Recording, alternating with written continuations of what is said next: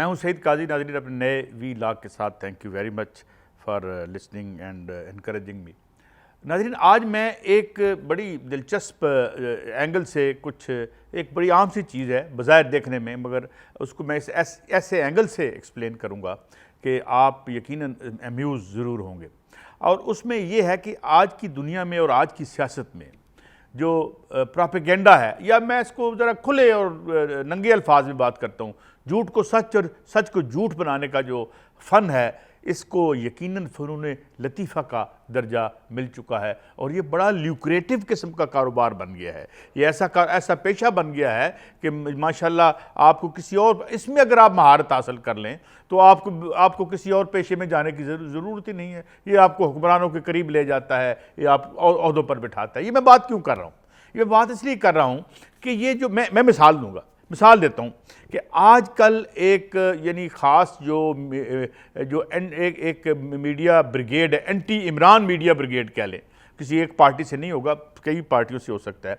वो तसलसल के साथ वाटर ड्रॉप की तरह एक चीज़ हमारे ऊपर फेंक रहे हैं, वो ये है इमरान की सियासत ख़त्म हो चुकी है, इमरान जा चुका है, इमरान आइंदा कभी ताकत में नहीं आएगा। और अच्छा, ये हो सकता है ऐसे ही हो जैसे वो कह रहे हैं, मगर सवाल ये है कि इमरान अगर हमेशा के लिए पाकिस्तान की सियासत से जो वो ख़त्म हो चुका है, तो ये रोज़ाना बात हमें बतलाने की क्या ज़रूरत है? ये बार बार हमें क्यों बताया जाता है?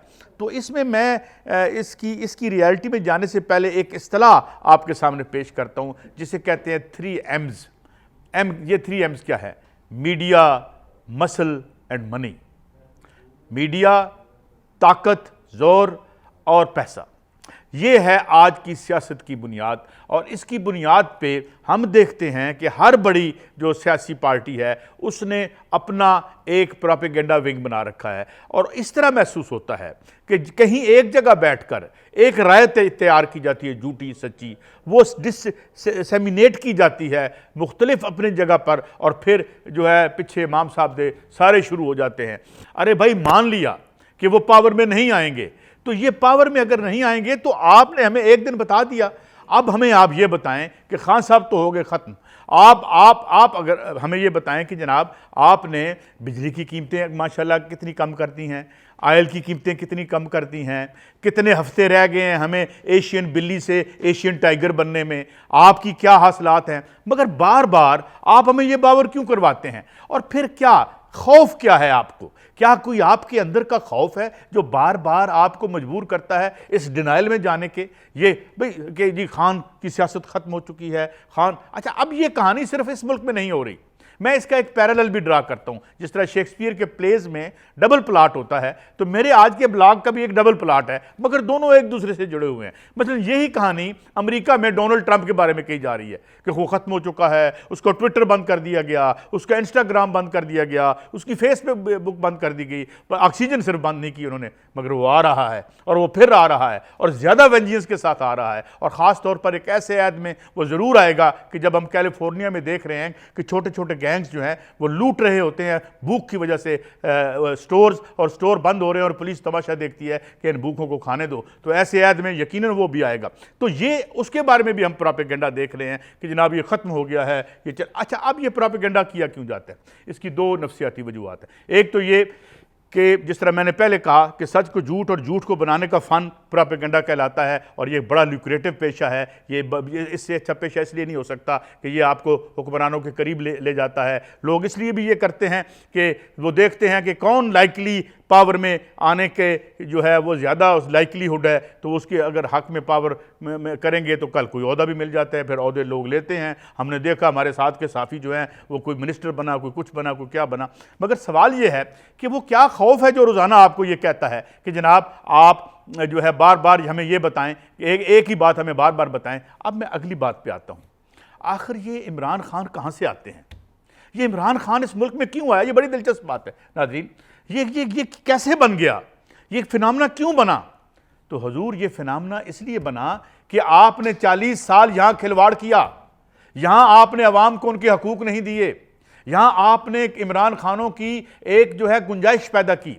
जो अलूजन्स क्रिएट करते हैं, जो सच बोलते हैं, झूठ बोलते हैं, नहीं बोलते, अमल करेंगे अपनी मंशूर पर या नहीं करेंगे। लेकिन ये आपकी मिस गवर्नेंस से, आपकी बेजारी की वजह से, आपके लालच की वजह से, आपके हिर्स की वजह से जो है ये लोग क्रिएट होते हैं और होते रहेंगे। और ये इस अहद में ये और ज़्यादा इसकी ज़रूरत खुल कर आ गई है। अगर आप देखें, नज़र डालें तो पॉपुलिस्ट लीडर्स जो हैं, जो खासकर राइट विंग आ रहे हैं, चाहे वो यूक्रेन का ये जो ज़ेलेंस्की हो, जो एक कॉमेडियन था, एक मखौलिया था टीवी का, वो आ गया, या ब्राज़ील में जो है बोल्सोनारो आ गया, या ड्यूटर्टे जो है वो फिलीपींस में आ गया, या मोदी जैसा जो है वो एक कॉन मैन जो है, एक फ्राडिया जो है वो वहाँ पर आ गया, इंडिया में आ गया। मगर मैं इमरान खान साहब के लिए ये लफ्ज़ इस्तेमाल नहीं कर सकता, क्योंकि मैं उनको इस कैटेगरी में प्लेस नहीं करता। हर चंद के मैं उनसे इख्तलाफ करता हूँ बहुत से मामलात पर। मगर सवाल यह है कि मैं फिर दोबारा इसी पे आता हूँ कि इन लोगों की ज़रूरत आप पैदा करते हैं, और फिर अब आप बार बार इस खौफ में मुब्तला होते हैं कि ये दोबारा ना आ जाए। ये आप क्यों बार बार हमें बताते हैं कि ये नहीं आएगा, ये नहीं आएगा? क्योंकि आपको अंदर से खौफ होता है ये आ जाएगा, क्योंकि वो इसलिए आ जाएगा कि आप नाअहल हैं, आप नालायक हैं, आप अपना काम ठीक तरीके से नहीं कर सकते। आप किसी ऐसे जो है एक रेडिकल लीडरशिप की जो है वो गुंजाइश पैदा करते हैं कि वो और ये गुंजाइश मौजूद है। और मैं एक और आपको बात बताऊं, इमरान खान तो आपके लिए ब्लेसिंग है, क्योंकि वो इस निज़ाम पे यकीन रखता है। वो कहता है कि मैं इस निज़ाम को बचा सकता हूं, इस सरमायादारी निज़ाम को बचा सकता हूं मेजर चेंजेस किए बगैर, मैं स्ट्रक्चरल चेंजेस किए बगैर। वो तो आपके तबके का आदमी है, मगर आप उससे भी खौफजदा हैं, क्योंकि उसने ये कह दिया था कि मैं करप्शन को छोड़ूंगा नहीं। और जो करप्शन तो फिर कहाँ कहाँ नहीं है, तो फिर वो तो सारे इकट्ठे हो गए उसके मुकाबले में। उसकी अपनी पार्टी के जो करप्ट उसके में मौजूद थे वो भी उसके खिलाफ जो है वो साजिशें करते रहे। तो सवाल ये है कि ये नाज़रीन, ये जो प्रोपेगेंडा बार बार किया जाता है और आपको बावर कराया जाता है, आपकी ओपिनियन को तब्दील किया जाता है, जहाँ मसल इस्तेमाल करना होता है उसका इस्तेमाल हमने 25 तारीख को देख लिया, रियासत ने किस तरह अपने मसल इस्तेमाल किए उन लोगों के खिलाफ। मीडिया वो रोज़ाना हम देखते हैं कि एक तोते की तरह, पैरट की तरह एक नैरेटिव बयान होती है, पीटीआई की अपनी, पीएमएल की अपनी और पीपी की अपनी, कहीं बैठ के ये सारा खेल तैयार होता है और फिर बार बार आपके कानों पर बार बार इसका हमला किया जाता है, आपको बावर करवाया जाता है, झूठ को सच बना के आपके सामने पेश किया जाता है।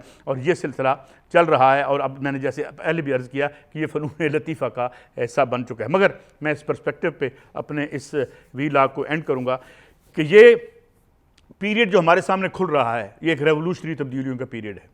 इसमें फ़िलहाल जो मूवमेंट चल रही हैं उसमें इमरान खान और मोदी जैसे या इस तरह की और लीडरशिप हमें नज़र आ रही है, जो कि बहुत ज़्यादा रेडिकल नहीं है, लेकिन वो इस रूलिंग एलीट को कम अज़ कम नंगा ज़रूर कर रही है। इमरान खान ने पिछले 4.5 साल में कम अज़ कम इस मुल्क के लोगों को ये बता दिया कि ये सईद काजी नहीं था जो कहता था मैं साफ़ी हूँ, ये तो लिफाफा पकड़ता था। लिहाजा जब मैं लिफाफा पकड़ लेता हूं तो फिर मैं साफ़ी नहीं रहता, मैं एक कमीशन एजेंट बन जाता हूं जिसका पंजाबी तर्जमा करने की ज़रूरत नहीं है। तो इमरान खान ने यह किया कि इन लोगों के असल जो पेशे थे वो हमारे सामने यहाँ कर दिए। वो एक स्ट्रगल कर रहा है, वो एक लड़ाई कर रहा है। मेरी बहुत सी बातों से मैं समझता हूँ कि उनकी स्ट्रेटजी से भी मेरा इख्तलाफ है, मगर मैं ये बताना चाहता हूँ कि इस प्रोपेगेंडे से ये जो रोज़ाना की बुनियाद पर किया जाता है और आपको जो है हकीकत को बदल कर दिखाया जाता है, इससे आप बच के रहें। और तलाश हमें जारी रखनी चाहिए तारीख़ में एक ऐसी लीडरशिप की जो हमें मिले और जो इस सारे झूठ का जितना ये धंधा और कारोबार है ये ख़त्म हो और इंसानों की जो हमारी जो आबादियाँ हैं वो भी सुख का सांस ले सकें। और अब ये हुकूमत जो अहल हुकूमत आई है इससे हमें ये पूछना चाहिए कि 7-8 घंटे की लोड शेडिंग क्यों हो रही है, 205 रुपये जो आयल की कीमतों में क्यों इजाफा हुआ है, ये 40 रुपये क्या और इजाफा पेट्रोल में आ रहा है या नहीं आ रहा है। आप तो अहल हैं, तो ये हैं सवाल करने के, इमरान आता है या नहीं आता, जाता है या नहीं जाता, हमें ये बताएं कि ये माल कौन बना रहा है और ये हमारी जेब कौन काट रहा है। और ये असल सवाल हैं जो हमें सियासत में भी उठाने चाहिए, सहाफ़त में भी उठाने चाहिए और अपने वीलॉग्स में भी। ये मेरी थी मारूज़ात आज की। इंशाअल्लाह कल फिर आपसे मुलाकात होगी। अल्लाह हाफ़िज़।